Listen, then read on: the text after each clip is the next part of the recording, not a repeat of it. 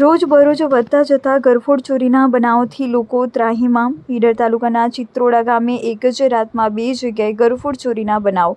આજરોજ તારીખ 20/4/2024ને શનિવારની રાત્રે ઈડર તાલુકાના ચિત્રોડા ગામે ચૌધરી ગોવર્ધનભાઈ અને પટેલ વિક્રમભાઈ નરેશભાઈના ઘરે તસ્કરોએ હાથ સાફ કરી રોકડ રકમ તેમજ કિંમતી દાગીના અને વસ્તુઓ લઈ ફરાર થઈ ગયા હતા.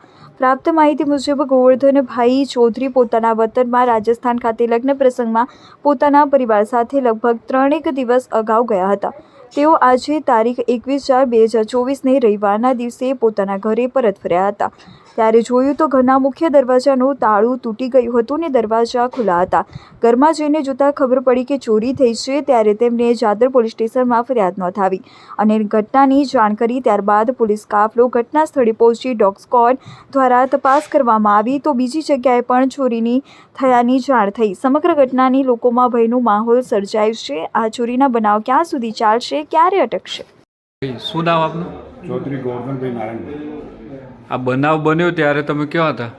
હું રાજસ્થાનમાં મારી શાળાના મેરેજમાં ગયેલો હતો. ક્યારે આવ્યા તમે? આજ સવારના 10:30 વાગે.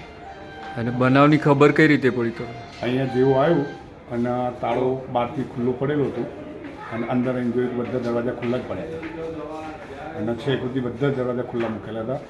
અને અંદર જોયું તો તિજોરીને એવું બધું તોડેલું હતું. તમને કોઈના પર શક છે? ના, કોઈ પણ શક હતું નહીં. મેં પોલીસને જાણ કરી? પોલીસને જાણ કરી દાદર જઈને ફરિયાદ નોંધાઈ છે.